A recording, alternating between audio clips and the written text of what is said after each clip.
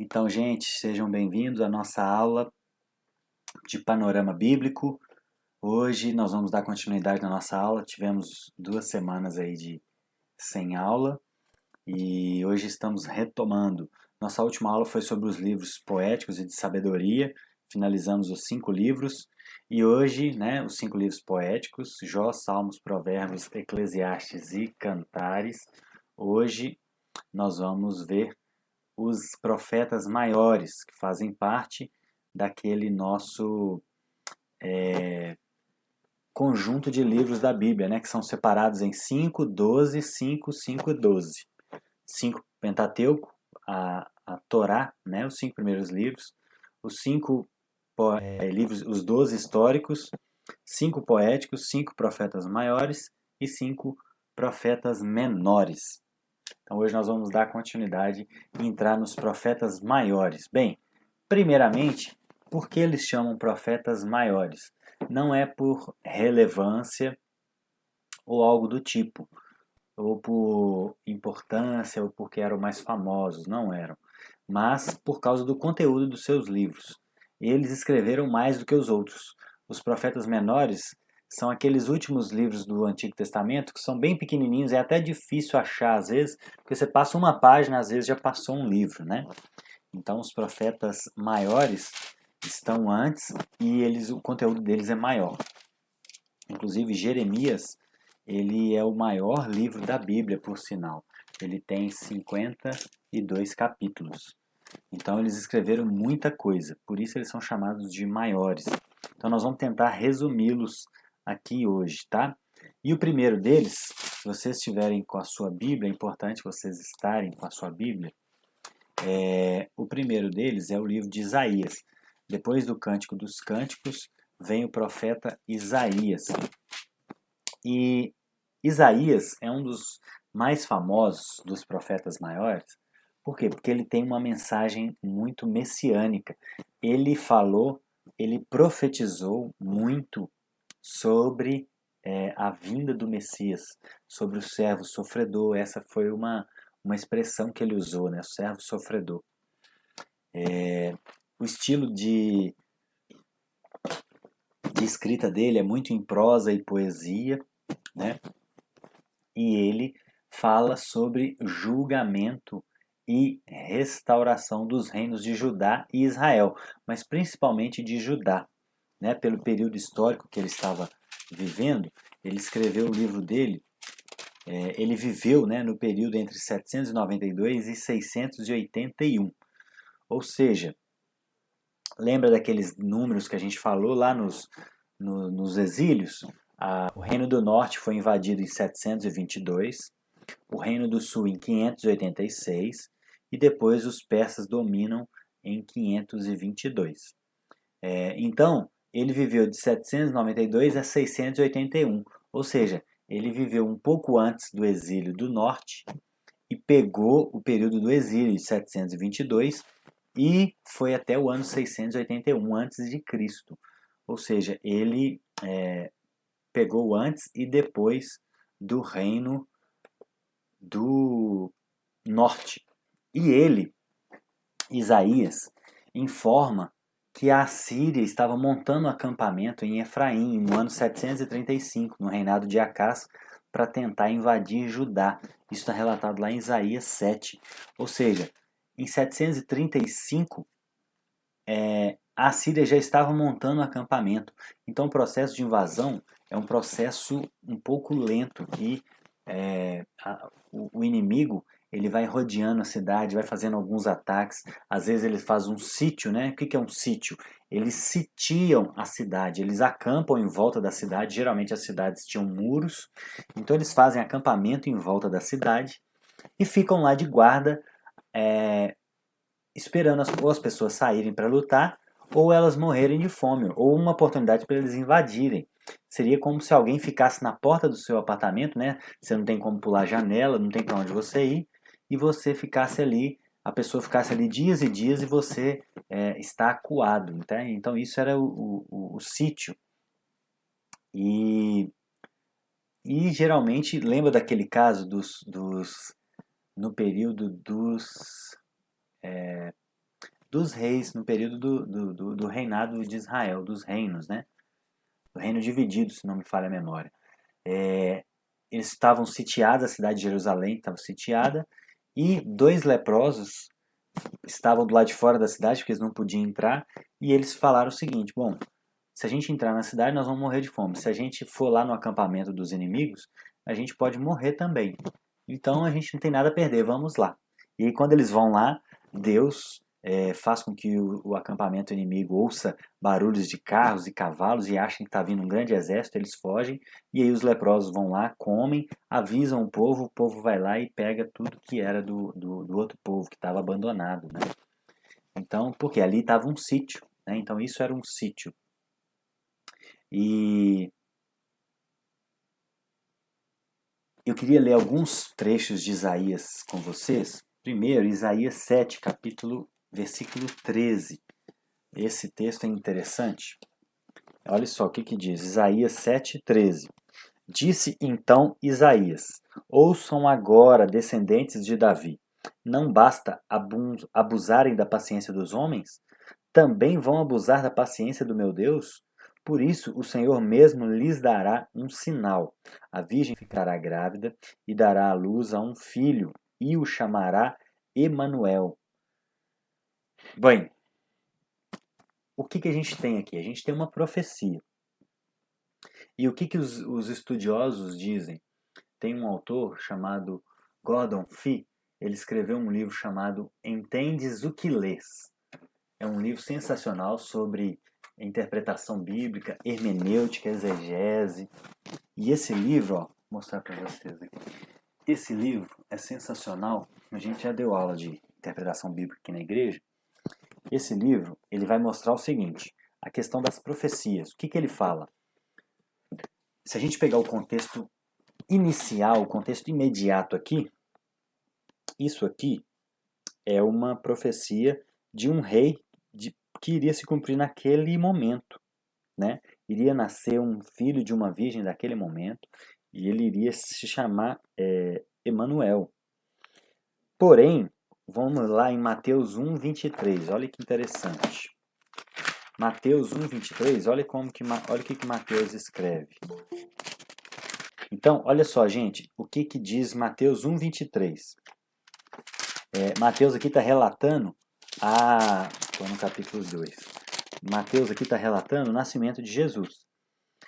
E ele disse o seguinte, ele começa a relatar o nascimento de Jesus no versículo 18. Então ele fala, olha, o nascimento de Jesus foi assim, Maria estava prometida em casamento, mas antes que se unisse achou-se grávida pelo Espírito Santo.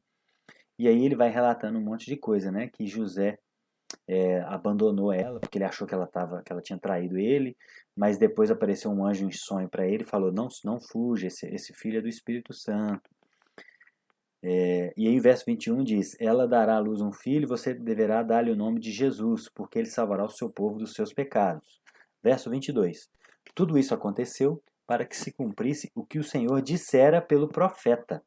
A virgem ficará grávida e dará à luz um filho, e lhe chamarão Emanuel, que significa Deus conosco. Então, olha só, Isaías profetizou algo no ano 700 a.C. Mateus entendeu que aquilo era uma profecia que apontava para a vinda de Jesus. Mas existe um contexto imediato ali. Ali, Isaías estava inserido num contexto, e ali ele estava falando do nascimento de um filho que viria nascer naquele momento histórico e que iria servir o Senhor naquele momento. Né? Ele viria da descendência de um rei e que iria servir a Deus naquele momento. Então, o que o Gordon Fee diz nesse livro? Que as profecias elas têm dupla aplicação. Então, os críticos geralmente olham para isso e falam assim, não, isso está vendo? Isso não está falando de Jesus, isso está falando do rei, se eu não me engano é Acás, gente. Eu não lembro direito o rei que... Aqui, ó, no versículo 10, diz o seguinte, Disse ainda o Senhor a Acaz: peça ao Senhor, o seu Deus, um sinal miraculoso, seja das maiores profundezas, seja das alturas mais elevadas. Mas Acaz disse: não pedirei, não porei o Senhor à prova. Aí Isaías diz no verso 3 que iria, ou seja, aquilo ali, Isaías está falando para Acaz, né, para o rei Acaz.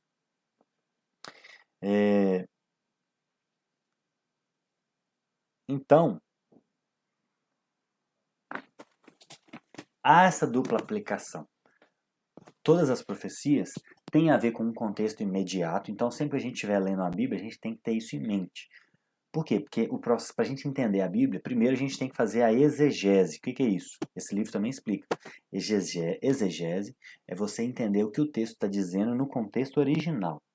Então, num contexto original, a gente deve entender que essa passagem está querendo dizer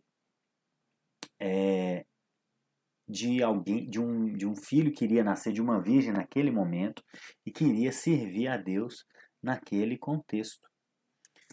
Porém, a dupla aplicação é exatamente isso. Aquilo ali também, Deus usa o contexto daquela época e traz profecias que apontam para o futuro. E existem profecias que são menos claras, existem profecias que são mais claras. Nós vamos ver agora o próximo texto, que é Isaías 53. Então lembrem disso. Sempre que vocês lerem a Bíblia, se vocês acharem assim, não, mas isso aqui não tem nada a ver com Jesus, mas lembre disso. Por exemplo, Mateus aplicou esse texto para o nascimento de Jesus. Então a Bíblia, ela se auto-interpreta. Então esse é um princípio de interpretação bíblica também. A gente tem que interpretar a Bíblia à luz do contexto original, à luz do contexto de toda a Bíblia, né? À luz, aí depois vem outros critérios, né? À luz da razão, à luz da ciência. Então esses são complementos, mas o principal é primeiro focar no contexto original, depois no contexto total da Bíblia. Por quê? A Bíblia também, gente, é uma revelação progressiva. Então Deus ele foi revelando ao ser humano coisas progressivamente. Então Abraão ele sabia menos de céu, inferno, de fim dos tempos, da vinda de Jesus. Ele sabia menos disso do que a gente.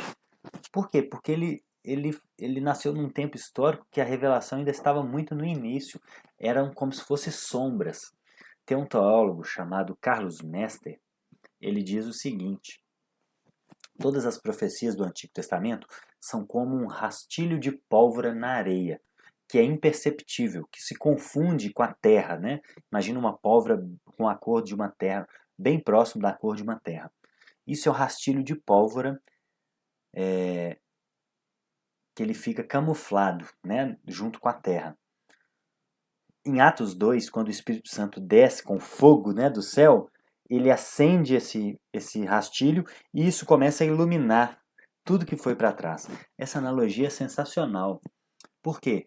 Porque é exatamente isso. Os discípulos, os apóstolos, principalmente o livro de Mateus, que foi escrito para judeus, ele tem muita profecia, muito cumprimento de profecia, porque ele estava querendo mostrar para os judeus que Jesus era o Messias prometido por todo o Antigo Testamento, desde Gênesis até os profetas. Então, esse rastilho de pólvora foi se iluminando na vida dos discípulos, na cabeça deles. Então, ao longo dos anos, eles foram escrever a Bíblia, eles começaram a escrever a Bíblia por volta de... Paulo começou a escrever as primeiras cartas por volta do ano 50 depois de Cristo, ou seja, 17 anos depois de Jesus morrer. Aí depois os discípulos começaram a escrever os evangelhos 60, 70, 80, 90 depois de Cristo. Então eles passaram décadas estudando, eles tiveram muito tempo para pensar nessas coisas, eles tiveram uma vida inteira pensando de tudo que eles estudaram durante a sua infância até aquele momento, correlacionando a vida de Jesus a tudo aquilo que eles conheciam. Então o Novo Testamento é fruto desse estudo aprofundado, dessa correlação do Antigo Testamento e do que estava acontecendo na vida de Jesus. Então isso é maravilhoso. E outro texto de Isaías, que aí esse é o mais claro, eu acho que esse é o mais claro de todos os profetas. Olha só para você ver, Isaías 53, esse texto é famoso. Eu vou ler do 1 ao 12, olha que interessante. Quem creu em nossa mensagem? A quem foi revelado o braço do Senhor, ele cresceu diante dele como um broto tenro e como uma raiz saída de uma terra seca. Ele não tinha qualquer beleza ou majestade que nos atraísse. Nada havia em sua aparência para que o desejássemos. Foi desprezado, rejeitado pelos homens, um homem de dores e experimentado no sofrimento. Como alguém com quem os homens escondem o rosto, foi desprezado, e nós não o tínhamos em estima. Certamente ele tomou sobre si as nossas enfermidades, e sobre si levou as nossas doenças. Contudo, nós o consideramos castigado por Deus afligido, atingido. Mas ele foi traspassado por causa das nossas transgressões, foi esmagado por causa das nossas iniquidades. O castigo que nos traz paz estava sobre ele, e pelas suas feridas fomos curados. Todos nós, tal como ovelhas, nos desviamos, cada um de nós se voltou para o seu próprio caminho. E o Senhor fez cair sobre ele a iniquidade de todos nós. Ele foi oprimido, afligido, e contudo não abriu a boca. Como um cordeiro foi levado para o matadouro, e como uma ovelha que diante de seus tosqueadores fica calada, ele não abriu a sua boca. Com julgamento opressivo ele foi levado. E quem pode falar dos seus descendentes? Pois ele foi eliminado da terra dos viventes. Por causa da transgressão do meu povo ele foi golpeado. Foi-lhe dado um túmulo com os ímpios e com os ricos em sua morte, embora não tivesse cometido nenhuma violência, nem houvesse nenhuma mentira em sua boca. Contudo, foi da vontade do Senhor esmagá-lo e fazê-lo sofrer. E embora o Senhor tenha feito da vida dele uma oferta pela culpa, ele verá sua prole e prolongará seus dias, e a vontade do Senhor prosperará em suas mãos. Depois do sofrimento de sua alma, ele verá a luz e ficará satisfeito. Pelo seu conhecimento, meu servo justo justificará muitos e levará a iniquidade deles. Por isso eu lhes darei uma porção entre os grandes. Ele dividirá os despojos com os fortes, porquanto ele derramou sua vida até a morte e foi contado entre os transgressores, pois ele levou o pecado de muitos e pelos transgressores intercedeu. Aleluia. Gente, esse texto tem maravilhas demais. É o tempo inteiro. Foi desprezado, rejeitado. Não é isso que Jesus sofreu? Ele foi cuspido. Ele sofreu, ele foi experimentado no sofrimento, no verso 3. Ele foi desprezado. Ele tomou sobre si as nossas enfermidades. Ele foi traspassado na cruz, né? Traspassaram o lado dele. Foi esmagado pelas nossas iniquidades. O castigo que nos traz paz estava sobre ele, né? Ele estava pagando o nosso preço. Ele foi oprimido, afligido, levado ao matadouro, ele não abriu a boca. Lembra quando Pilatos interroga Jesus, os sacerdotes? Ele não abre a boca. Por quê? Porque estava profetizado. Ele teve um julgamento opressivo. Ele foi golpeado. Foi-lhe dado um túmulo com os ímpios e com os ricos em sua morte. Ele foi enterrado no túmulo de José de Arimateia, que era um homem rico. A Bíblia diz isso. Embora não tenha cometido nenhuma violência. Ele foi uma oferta pela culpa. Olha só, gente. Isso aqui é uma cristologia muito, muito avançada. Ele foi contado entre os transgressores. Ele morreu. Ele morreu entre dois ladrões, né? Ele foi contado entre os transgressores. Pois ele levou o pecado de muitos e pelos transgressores intercedeu. Na cruz, Jesus ora pelas pessoas. Deus, perdoa-lhes porque eles não sabem o que fazem. Então, gente, esse texto, ele tem muitas passagens em que o Novo Testamento se cumpre. Né? A vida de Jesus se cumpre nessa profecia de Isaías 53. Então é maravilhoso, esse texto é maravilhoso. Depois você lê com calma e vai tentando identificar. Nas Bíblias de estudo, tem os textos onde se cumpre isso, né? Então é maravilhoso. Por isso que alguns estudiosos chegam a dizer que Jesus cumpriu eu não lembro o número exato, mas mais de 50 profecias com certeza foi. Então existiam muitos detalhes no Antigo Testamento que Jesus cumpre à risca. E alguns livros de apologética vão tentar fazer uma análise de probabilidade. Bom, porque os críticos dizem que a gente pode cumprir algumas características ao acaso, né? A gente pode, vamos supor, se existe uma profecia que vai nascer um homem de 1,70 m, branco, quantas pessoas de 1,70 m, branco, cabelo preto, não existem, né? Então eu poderia ser um candidato também. A questão é, o número de profecias que Jesus cumpre, a probabilidade disso ocorrer ao acaso, é um número assim, é um número de infinidade, né? Então, isso é a prova que ele é o Messias de fato, né? Prometido ao povo de Israel. O segundo profeta, dos profetas maiores, é o profeta Jeremias. E o profeta Jeremias, ele profetizou em Jerusalém entre o ano 626 e o ano 586. Ou seja, ele estava já bem depois da queda do Reino do Norte, em 722. Porém, ele estava próximo da queda do Reino do Sul, né? Então, ele pegou o período da queda do Reino do Sul. Foi um profeta posterior a, a Isaías. E essa imagem aqui, ó, dele quebrando um jarro, está lá já no início do livro, quando Deus chama ele e ele quebra esse jarro na frente das pessoas e começa a falar para elas o seguinte: olha, é isso que vai acontecer com Judá. Ela vai ser despedaçada. Então os profetas naquela época, eles tinham muito essa questão de fazer algo visual para mostrar o que iria acontecer. Isso no Novo Testamento também a gente tem. Lembra que Paulo, quando ele estava próximo da morte, um homem pega o cinto dele, amarra as mãos e fala assim: olha, isso vai acontecer com o dono desse cinto, ele será preso.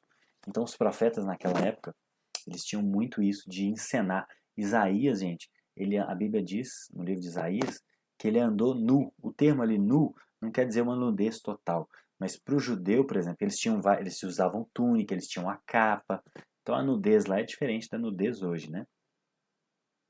Mas aí divergem alguns estudiosos. Uns acham que ele estava totalmente nu, por causa da literalidade da palavra. Outros acham que ele estava com as nádegas de fora, ou só com uma roupa só com a roupa como se fosse um pijama, né? O nosso pijama. Ninguém sai na rua de pijama.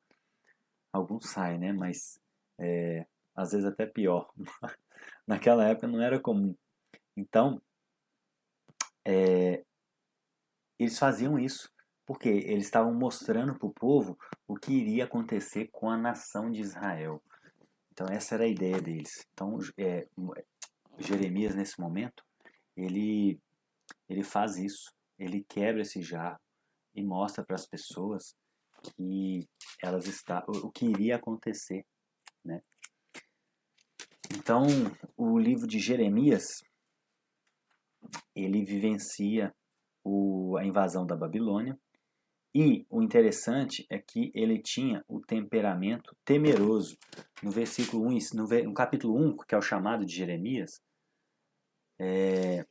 começa a dizer que Deus chamou ele antes dele nascer e designou ele para profeta entre as nações, no verso 5. E aí no verso 6 ele diz o seguinte: ah, soberano, tipo Moisés, né? Eu não sei falar, pois ainda sou muito jovem. Então, ele tinha um temperamento muito temeroso inicialmente, melancólico, nós vamos ver também por quê, né? E aí Deus responde a ele: não diga que é muito jovem, a todos a quem eu enviar você irá e dirá tudo que eu lhe ordenar. Deus é bem incisivo, né? Deus não teve muita paciência que nós entendemos como paciência hoje, né? Não, tal. Mas Deus já foi direto: olha, não diga que você é jovem. A quem eu disser que você vai, você irá. Não tenha medo deles, pois eu estou com você para protegê-lo, diz o Senhor. E aí Deus estende a mão, toca na boca dele e diz: agora eu ponho em sua boca as minhas palavras. E aí vai relatando do chamado de Jeremias. E aí depois que vem essa imagem, né?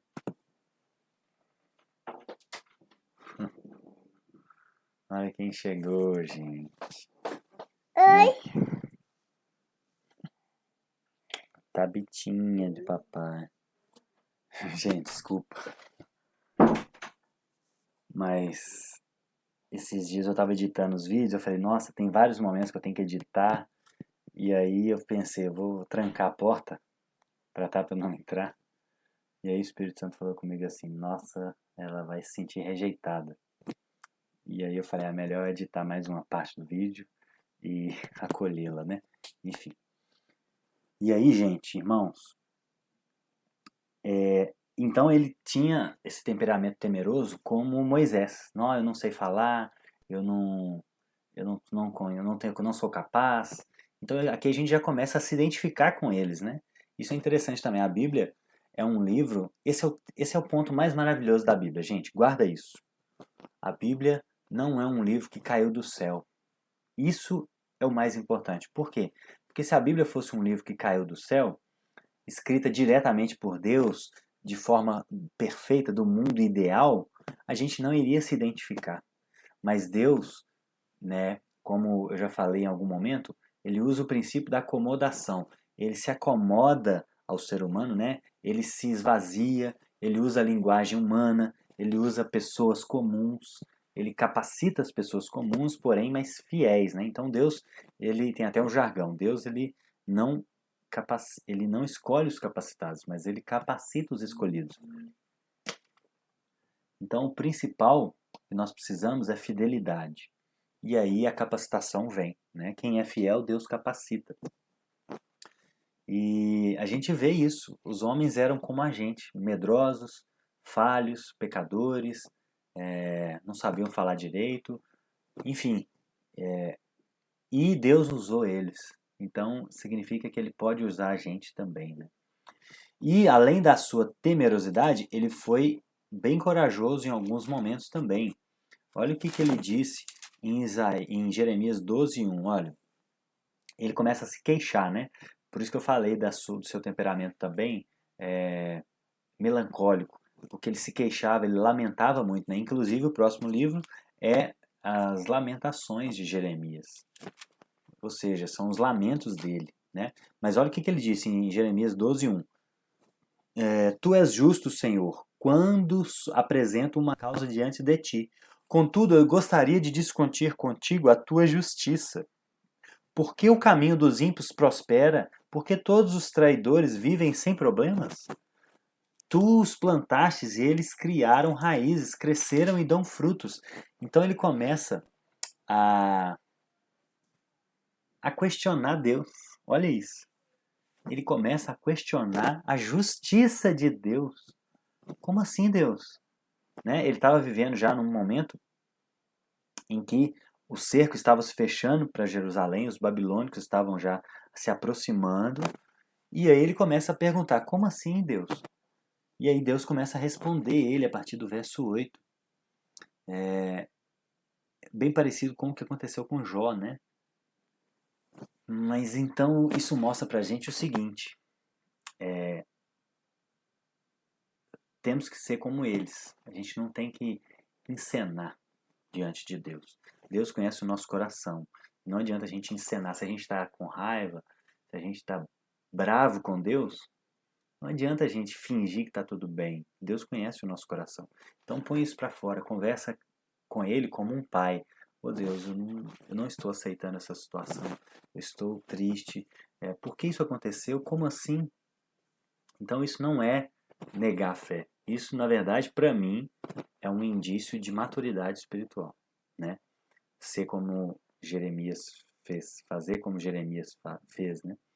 Olha só, no verso 20, no capítulo 20, olha o que ele falou, 27, 20, versículo 7. Senhor, tu me enganastes, eu fui enganado, fostes mais forte do que eu, e eu fostes mais forte do que eu e prevalecestes. Sou ridicularizado o dia inteiro, todos zombam de mim. Por quê? A palavra do Senhor trouxe-me insulto e censura o tempo todo. Por quê? Porque ele começou a profetizar que o reino do sul ia cair e o povo começou a zombar dele. Por quê, gente? a gente não quer ouvir notícia ruim, né? A gente só quer ouvir que vai estar tudo certo, só vai melhorar, né? Tinha um pastor que falava assim, eu fazia parte do ministério de jovens lá, nessa igreja, e ele falava assim, só vai melhorar. O jargão dele era o seguinte, só vai melhorar, só vai melhorar. Só que a gente olha para a Bíblia e vê que só vai piorar, né? No fim dos tempos, os homens serão arrogantes, ou soberbos, avarentos, mais amantes de si mesmo, dos prazeres do que de Deus. Então, assim, quando o anticristo chegar, gente, quando ele se revelar, só vai piorar. Então, Jeremias enfrentou isso. Ele foi profetizar o que era a verdade que iria acontecer e ele foi humilhado por isso, né, zombado. E ele diz que Deus enganou ele. Olha que intimidade, né? Isso é muito interessante. Mas como eu já disse em outras aulas, há uma diferença em você duvidar da fé e você ter dúvidas na fé. Duvidar da fé é aquela pessoa que é o arrogante, né? Não, eu só acredito se Deus se revelar a mim. Se alguém fizer um milagre, mostrar uma prova empírica de algo que aconteceu, eu acredito. É a pessoa que toma a decisão de duvidar. Por quê? Porque ela quer se proteger, né? Ela não quer entregar sua vida, ela não quer perder o controle, ela não quer negar a si mesma. Agora, a dúvida na fé é totalmente sadia. Todo mundo que é honesto, em algum momento passa por essas dúvidas, né? Qualquer dúvida. Então Jeremias passou isso. Deus, o Senhor me enganou. Como assim? O Senhor falou que ia estar comigo lá, né, no chamado dele, e agora eu estou zombado, estou sendo ridicularizado. Só que aí Deus, com muita paciência, começa a explicar para ele e começa a explicar para a gente também, né? O fato de eu estar com você não significa que você não vai sofrer, meu filho. A questão é que eu vou estar com você no sofrimento. Por quê? Porque tem coisas que a gente só aprende no sofrimento por causa da queda, né? Infelizmente. Então não adianta fazer teatro, gente. Deus já conhece o nosso coração. A gente tem que ser sincero com Deus, com temor e humildade. E reconhecer o seguinte também: se não tivermos resposta, a gente é limitado, a gente tem que ter essa humildade de reconhecer que somos limitados para entender o todo, porque Deus tomou certa atitude, que eu não entendo agora, não faz sentido para mim, mas eu sou uma formiguinha no meio de uma floresta, tentando entender por que uma folha caiu na minha casa, derrubou minha casa, meu ninho, meu formigueiro, e existem milhões de coisas ocorrendo na floresta e aquela folha precisava cair por causa do todo e eu achando que Deus errou, né? Então a gente tem que ser humilde para reconhecer isso, né? Então esse é o livro do profeta Jeremias. O próximo é As Lamentações de Jeremias. Ele escreve o seu livro e escreve outro de Lamentações. E as Lamentações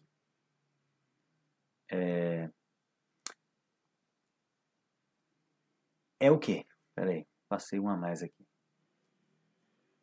É lamentando a destruição de Jerusalém pela Babilônia. Então ele escreveu um livro só de lamentação. Isso era muito comum no Antigo Oriente. Várias outras tradições tinham seus livros de lamentação, olha só. Tinha um livro de lamentação pela destruição de Sumer, de Ur dos caldeus, lamentação pela destruição de Nippur.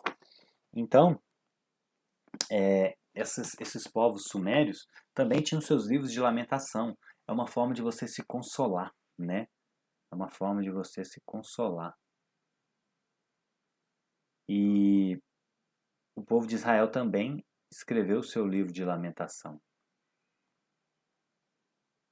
Gente, meu mouse está sumindo, não estou entendendo por que esse mouse está sumindo. Mas enfim. E o caráter desse livro é totalmente poético, né? Porque são lamentações, geralmente eram canções que eles cantavam durante peregrinação, né? Durante as peregrinações. E contém... Por quê? Uma outra característica do livro. Todos os capítulos contêm 22 versículos. Olha que interessante, né? Então eles faziam um poema que era belo também à vista, não só ao ouvido. Então todos os capítulos têm 22 versículos, exceto o capítulo 3, que tem 66, é 3 vezes, né? O 22. Por quê? 22 letras hebraicas. Então eles tentaram fazer, talvez no original, a primeira letra, igual tem no Salmo 19, né? As letras aramaico, Aleph, Bet, Gimel, e cada salmo, cada porção do Salmo 119 tem uma inicial da letra aramaica. Aqui talvez as primeiras letras começavam com a letra do hebraico, né? Eles usavam muito isso. Então, isso era muito comum. E eles costumavam ler esses livros em voz alta no dia em que provavelmente o templo de Salomão foi invadido, né, pela Babilônia e foi destruído. Então todo ano, nesse dia, eles liam esse livro em voz alta para lamentar a destruição de Jerusalém, né? Então muito legal isso. O próximo livro, gente, que é o quarto, é o Ezequiel. Também é um livro.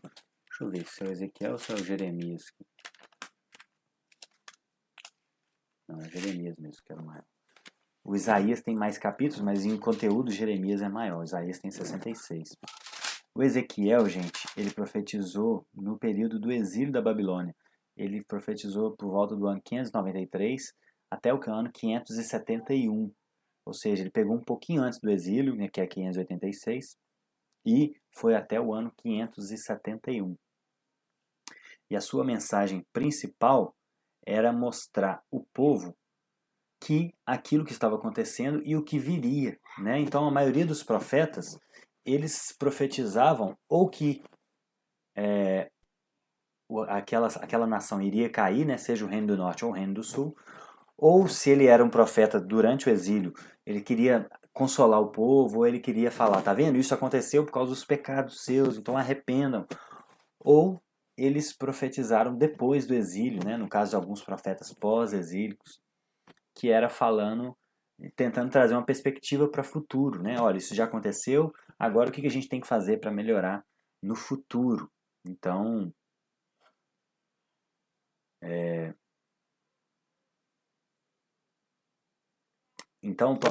o livro de Ezequiel, ele é dividido em 3 partes principais. Do capítulo 1 ao 24, é uma palavra de juízo ao povo de Judá. Do 25 ao 32, uma palavra de juízo para várias nações, porque Deus também é soberano, ele governa o mundo inteiro. Então ele usava os profetas para alertar outras nações também dos seus pecados, por amor a elas, né? E por fim, do 33 ao 48, é uma palavra de esperança aos judeus. Tá vendo? Assim, tem sempre todos os profetas maiores, segundo os estudiosos, têm essa característica. Ele exorta e ele traz esperança no final também. E também no meio, exortações a outras nações, né? E um ponto interessante da vida de Ezequiel, gente, é que ele tinha uma vida como uma mensagem profética. Isso era muito comum também. Lembra de Josué? Teve um profeta que Deus falou com ele: toma a adúltera e casa. Toma a mulher adúltera e casa com ela. Se não me engano, é Josué. Por quê? Porque Deus estava querendo falar o seguinte: Deus queria que Josué ilustrasse o que Deus estava fazendo com Israel. A vida dos profetas era uma vida profética. Olha que interessante. Tudo que acontecia na vida deles, ou grande parte, ou em alguns momentos específicos, Deus queria mostrar a relação dele com Israel. Então Deus queria mostrar para Israel que ele acolheria ela, mesmo ela sendo uma adúltera. Porque ela tinha adorado outros deuses e adulterado, porque ele era o marido dela. Então quando Israel adora outros deuses, Deus usa essa linguagem: você está adulterando.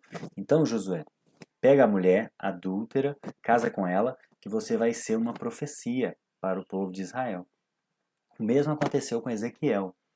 Deus, lá no capítulo 24, Deus fala com Ezequiel que a esposa dele iria morrer. Mas Deus fala o seguinte, olha, mas você não vai pranteá-la, você não vai chorar por ela. Por quê? Porque isso vai ser um sinal para Judá, que também eles vão perder algo que eles amam muito daqui a pouquinho. Eles vão ser invadidos e vão perder a sua cidade amada, o tempo que eles amavam, né? Então a vida de Ezequiel foi usada para ser um farol, para anunciar coisas de Deus, dos céus, né? Então isso é maravilhoso. E assim tem que ser a nossa vida, né? A nossa vida tem que ser assim. A nossa vida tem que ser uma chama acesa, em vários sentidos, não só na questão moral, de sermos santos, mas a gente tem que tentar viver uma vida profética, ou seja, a forma como o ato da gente ter filhos aponta para a filiação de Deus com o ser humano, a forma como o casamento, Paulo fala que o casamento é exatamente uma encenação do que Cristo fez pela igreja. Então eu trato minha esposa, eu amo ela de forma sacrificial para eu mostrar para as pessoas o que é o sacrifício de Jesus pelo mundo. E a minha esposa deve submeter a mim para mostrar para o mundo o que é a submissão da igreja por Cristo. Então, a nossa vida é uma vida profética, tá? A nossa vida não é nossa, né? Nós temos que entregar ela para Deus exatamente para ser um cooperador de Deus, como Paulo fala em 1 Coríntios 2:9, né? De Deus nós somos cooperadores. E a vida de Ezequiel foi assim. Outro profeta foi o profeta Daniel. Esse é o último.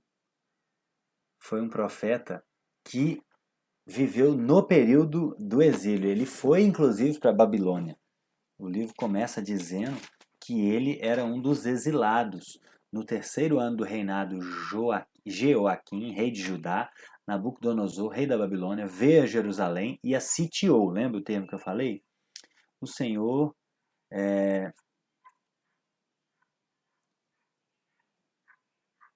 Aí no verso 6, entre esses exilados, né, ele vai falando aqui dos que levou alguns jovens para a Babilônia, entre esses exilados estavam Daniel, Ananias, Misael e Azarias. Então Daniel foi exilado, gente. Então olha o nível de sofrimento que Daniel enfrentou. E a grande característica do seu livro é mostrar o caráter e a fidelidade dele pelo fato de não negar o Deus verdadeiro, mesmo em meio à ameaça de morte. Então lá no capítulo 3, antes disso ele já arriscou, né? Porque eles começam a mostrar, a oferecer a comida do palácio, e ele fala o seguinte, não, o texto diz, em 1:8, diz que ele decidiu não se tornar impuro com a comida e com o vinho do rei. Ou seja, ele tomou uma decisão radical, ele poderia morrer, mas ele decidiu o seguinte, mais vale morrer com Deus do que viver poucos anos aqui nessa terra e perder minha alma. Então, ele decidiu não comer as iguarias do rei, e aí começou a comer, pediu para dar só vegetais para ele, né? Daí que vem aquele jejum de Daniel, que é comer só vegetais e água. E lá no capítulo 3, verso 28, ele também enfrenta mais uma vez a ameaça de morte. Disse então Nabucodonosor, eles foram jogados esse é o evento aqui da estátua de ouro, né? Nabucodonosor faz uma estátua, eles não se dobram diante delas, como todo mundo da sua época, ou seja, eles tiveram coragem e fé e caráter para servir a Deus e não a sua cultura, onde eles estavam inseridos. E, querendo ou não, gente, o mundo é basicamente, Apocalipse vai chamar tudo que é corrompido de Babilônia, porque lá era uma podridão moral. Então, ele não se dobra, é jogado na fornalha e Deus o livra, né? Nem os seus cabelos foram chamuscados. E o grande tema do livro de Daniel é a soberania de Deus, que domina sobre os reinos dos homens, né? Ele fala isso no capítulo 5. Mostra como ele domina o rei da Babilônia, ou seja, mesmo na nação ímpia, o rei dela está totalmente cativo à vontade de Deus, né? Isso mostra a soberania de Deus. E o gênero literário, gente, de Daniel é principalmente narrativas históricas, do capítulo 1 a 6, e do 7 em diante é um gênero apocalíptico. Ele começa a trazer profecias muito interessantes também sobre o fim dos tempos. Ele traz uma profecia, uma das mais famosas, é aquela profecia da grande estátua, em que a cabeça da estátua era, eu não lembro a ordem, mas a cabeça acho que era de ouro, o tronco de prata, aqui ó, cabeça de ouro, o peito e os braços de prata, o ventre e o quadril de bronze, as pernas de ferro e os pés de barro. E o que ele está profetizando aqui? Reinos e períodos que ele estava vivendo naquele período da cabeça de ouro, que era a Babilônia, que dominava. Depois viria os Medo-Persas, que eram um pouco mais fracos, né? Por isso o peito de prata. Depois viria o leopardo, a Grécia, né? Porque em outra profecia ele usa figuras de animais também, que é tudo correlacionado. Viria o período grego, com o ventre de bronze, e as pernas de ferro seria Roma. E aí a pedrinha que bate no pé é o Evangelho, né? Jesus. Então, uma profecia muito, muito interessante também. E o fato que me chama a atenção nele, é o que eu já falei, é exatamente essa decisão que ele tomou, de não se corromper. E ele era jovem, viu, gente? Como a maioria de vocês, né? Eu e a Simone já estamos somos um jovem adulto, mas a maioria de vocês que são jovens, se inspirem em Daniel. Esqueçam esses heróis de Marvel, de Hollywood. Esses são homens ruins, fracos, não são referências para nós. São mulheres ruins, principalmente esses novos filmes que estão vindo com uma linguagem muito feminista. Percebam agora, todos os filmes existem mulheres que governam, que ganham, que são heroínas, e homens bobos, homens fracos. Por quê? Essa tendência feminista, né, para tentar reverter o que elas chamam de patriarcado, de opressão e tal, que existe em alguns níveis, óbvio, mas o que elas querem derrubar são princípios eternos, né, de liderança masculina, por exemplo. E isso é Deus que instituiu, né, não foi a gente. A gente tem que combater o excesso de opressão e não o formato de sociedade, de ordem no casamento, na igreja, que Deus instituiu, né? E então esses são os 5 livros, gente, dos profetas maiores. E na próxima semana a gente já vai entrar nos últimos, que são os profetas menores, os 12 livros dos profetas menores, tá bom? Eu aguardo vocês. Até a próxima aula. Que Deus abençoe vocês e que a vida dos profetas fale muito com vocês. Vocês tenham a coragem e a santidade de Daniel e a vida seja uma vida devotada a Deus, como a vida de Ezequiel, tá bom? Fiquem com Deus.